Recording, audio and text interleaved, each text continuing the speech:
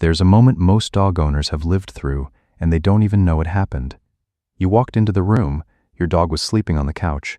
You leaned down to give them a kiss on the head, the way you've done 100 times, and just for half a second, they flinched. Not dramatically, not aggressively, just a tiny pull, a small turn of the head, maybe a quiet sigh after. And you laughed it off. We all do, but your dog didn't laugh it off. Your dog filed it, because here's the thing about dogs nobody really wants to sit with. They don't forget. They don't hold grudges the way humans do. They don't sulk. They don't go cold. They don't punish you. But somewhere inside them there's a quiet little ledger, a list, and every time something happens that scares them, confuses them, or breaks the feeling of safety they have with you, a tiny mark goes on that list. Most of the things on that list aren't cruel. They're not abuse. They're not anything you'd ever think twice about. They're small, daily, invisible, the kind of stuff you do without realizing, and that's what we're talking about today. 16 of them. Some of these are going to make you stop in your tracks. A few of them you've probably done in the last 24 hours without knowing. And one of them, I'll get to it later, around the back half of this video is the one almost every dog owner is guilty of, and it's quietly the most damaging of all of them. Stay with me until then. That one changes how you look at your dog. Let's start with the easy one, the hug. You love your dog. You wrap your arms around them, pull them in, hold them tight, the way you'd hug a person you adore. And to you, it's the purest expression of love you can give them. To your dog, it feels like being pinned. Dogs don't hug each other. They can't. They don't have the body for it. The only time one dog wraps itself around another dog is during a fight or during dominance posturing. So when you wrap your arms around your dog and squeeze, every instinct in their body is telling them you can't move, you're trapped. This is the start of something bad. Most dogs put up with it. They love us. They learn to tolerate it. But that little stiffness you feel in their shoulders when you hug them, that's not them hugging you back. That's them waiting for you to be done. The fix isn't to stop loving on them, it's to love on them in their language. Long, slow strokes down the side. A soft scratch at the base of the ear. Sitting next to them, shoulder to shoulder, doing nothing. That's a dog hug. That's the one they understand. Number 2. And this one is so common, it's almost unfair. Picking them up when they're sleeping. You walk past, they look so cute curled up on the bed, you scoop them up for a quick cuddle, and in your head, you're being affectionate. In their head, they were unconscious. Their guard was completely down, and then with no warning, the ground left their body. Dogs have something behaviorists call a startle reflex during sleep. Their brain takes a full second or two to figure out where they are, who's holding them, and whether they're safe. In those 2 seconds, a normally sweet dog can snap. Not because they're mean, because they're terrified. And here's the part most people miss. Even if they don't snap, even if they just go stiff for a second and then settle, their nervous system just got a jolt.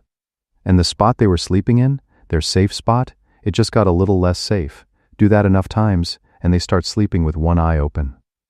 In their own home, just let sleeping dogs lie. Crouch down, say their name softly, let them choose to come to you. Number 3 is one I almost didn't include because everybody does it, which is exactly why it has to be on this list. Scolding them for something they did hours ago. You come home, the trash is everywhere. Your dog is hiding behind the couch with what looks like a guilty face. And you launch into it. Bad dog. What did you do? Look at this mess. Here's what you need to understand. That guilty face? That's not guilt. Dogs don't have the kind of memory that connects an action they did 3 hours ago to your face right now. What they're reading is your body. Your voice is sharp, your shoulders are forward, your eyes are locked on them. Their whole world just got dangerous, and they have absolutely no idea why, so they make the face. The ears back, the eyes down, the little tucked tail. We call it the guilty look. It's not guilt. It's, I don't know what I did, but please stop being scary. If you didn't catch it in the first few seconds, the lesson is gone. All you're teaching them now is that sometimes their human turns into a different person for no reason. And that, more than anything else on this list, is what makes a dog stop trusting their owner. Number 4. The teasing one. Pretending to throw the ball but hiding it behind your back. Hovering a treat over their nose and pulling it away. Putting peanut butter on their face just to film their tongue. The fake-out videos, the little pranks. You know what your dog is doing in those moments? They're trusting you. Completely. They believe the ball is coming. They believe the food is theirs. They have no defense against a joke, because their entire relationship with you is built on the idea that you don't lie to them, and every time you do, every time the ball doesn't actually leave your hand, you take a tiny chip out of that. You'll never see it crack, but it's chipping now. I want to pause here, Because if any of this is hitting a little harder than you expected, if you've ever looked at your dog and wondered what they're actually thinking when you do the everyday things you do, this channel was built for that. We don't do surface stuff, we sit with the small, quiet things most people miss. If that's the kind of dog owner you want to be, you already belong here. Stick around with us. Okay. Number 5. Inconsistent rules. This one is huge, and it's the one almost every dog owner is doing without realizing. On Monday, the dog is allowed on the couch because you want to cuddle while watching TV. On Tuesday, you yell at them for jumping up because you just changed the cushion covers. On Wednesday, they're allowed up again. On Thursday, they're not. To your dog, that's not a rule, that's chaos. Dogs survive on patterns. Their whole nervous system runs on knowing what comes next. When the rule changes based on your mood, your dog doesn't think you're being flexible, they think the world is unpredictable. And an unpredictable world to a dog is a scary one. A dog who lives in a house with shifting rules will start to walk on eggshells. They'll hesitate before doing things they used to love. They'll look at you before every move trying to read your face. And we mistake that for being well-trained. It's not.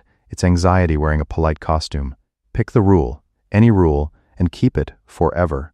Your dog doesn't care which rule it is, they just need it to never change. Number 6. Forcing them to meet people they don't want to meet. Your friend comes over, they love dogs, they reach out. Your dog backs up, head low, eyes a little wide, and you say, "Oh, she's just shy." Go say hi, and you nudge her forward. That nudge, that one tiny push your dog remembers. Because here's what just happened. The one creature in the world who's supposed to protect them from things they're afraid of just delivered them straight into the thing they were afraid of. Their safe person handed them to the scary thing. A dog who experiences that enough times starts to lose faith in their owner as a protector. And when that faith goes, the whole relationship starts to wobble in ways you can't quite name. Let your dog decide. Some dogs say hello in 3 seconds. Some take 3 weeks. Both are okay. Neither needs fixing. Number 7 is short, but important. Using the crate as a punishment. The crate is supposed to be a den, a place that means safety, calm, sleep, comfort. The second you start sending them there as a timeout, the meaning flips. Now the den means you're in trouble. Now bedtime means you did something wrong. Now their safest space is also their punishment space. Pick one. It can be a den or it can be a jail. It can't be both. Number 8. Taking food or toys away mid-chew. I know. Sometimes they grab something they shouldn't. Sometimes they need to drop it. But yanking it out of their mouth every time, with no trade, no warning, no signal, that's how you create a garter. A dog who's never had something taken without warning is a relaxed dog. A dog who has. That dog learns to swallow fast, hide their food, growl when you come near the bowl. And then we call them aggressive. They're not. They're protecting the only resources they have from the only person who keeps taking them. The trick is simple. Trade. Every time, something better, in exchange for what's in their mouth. Their world stays generous, their guard stays down. Number 9. Yelling at barking, peeing inside, or chewing without asking why it started. These 3 behaviors almost never start because the dog is being bad. They start because something inside the dog isn't right. They're bored, they're under-exercised, they're stressed, they're lonely, they're in pain. Yelling at the symptom doesn't fix the cause. It just adds fear on top of whatever was already making them act out. And now you have 2 problems, the original one, plus a dog who's scared of you. Number 10. This is the big one, the one I told you about at the start. The one almost every dog owner is guilty of, including sometimes me. Ignoring your dog while you're on your phone. Stay with me here. I know how small that sounds, but this is the one I want you to actually think about. Your dog spends 90% of their day waiting for you to notice them. They sit at your feet. They put their head on your knee. They drop a toy in your lap. They sigh that long, soft sigh, hoping you'll look down, and we don't. Because we're scrolling. We're answering one more email. We're watching one more video. It's not the phone that hurts them. It's the pattern. Over months and years. Your dog learns a quiet, terrible lesson.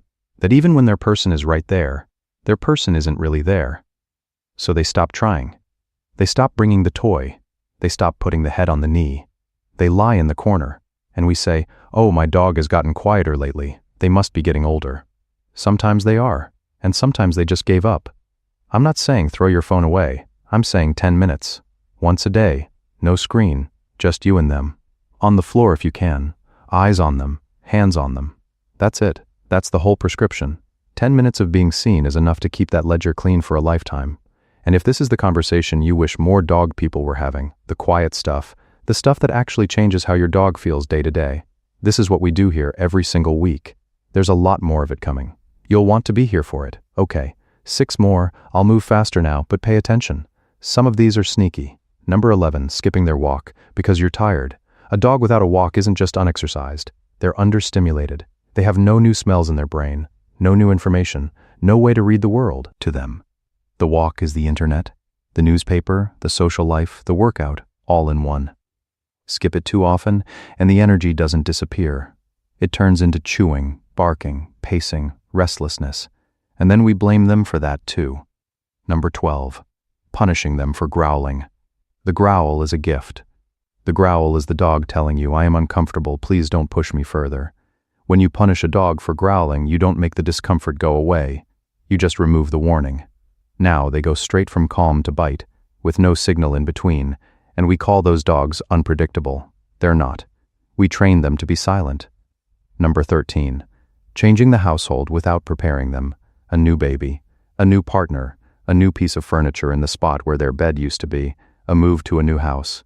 To your dog, these aren't life events, they're earthquakes. Give them a slow lead-in, let them sniff the new thing. Keep their bed, their bowl, their schedule the same when everything else is changing. The familiar smells are the anchor. Number 14, forcing eye contact with strangers, or letting strangers stare at them. A direct stare from a stranger in dog language is a threat, not a hello. When your friend leans down and locks eyes with your nervous dog and goes hi in a high voice, that's to the dog a confrontation. Tell people to look away. Tell them to crouch sideways. Tell them to let your dog come around to them, instead of beaming intensity at them. Number 15. Skipping the goodbye and the hello. When you leave the house and you sneak out thinking you're sparing them, you're not. You're making the disappearance feel random. A soft see you soon, every time, becomes a pattern they can rely on. And when you come home, don't blow past them to drop your bag. Take 10 seconds. Get low. Say hello. That's the bookend. That's what tells their nervous system the routine is intact. The world is okay. Number 16. This is the last one, and it's the one I want you to actually hold on to. Forgetting how short their lives are. I know that's not really something a dog has to forgive, but it's the one I think we all need to hear, because most of the things on this list, the rushed mornings, the missed walks, the scrolling, the impatience, the not quite listening, they happen because we forget. We forget that this animal at our feet has at most a decade and a half, probably less, and every one of those days they spend looking at us, waiting for us, choosing us. Your dog will forgive almost anything. Almost. As long as the love is bigger than the mistakes. So the next time you walk in the door and they do that little stretch and that little tail sweep and they look up at you with that look, pause just for a second, put the phone down, get on the floor, say their name. They're keeping a list, but it's not the one we think. It's a list of all the small moments you came back, all the times you noticed, all the times you stayed. Make it long.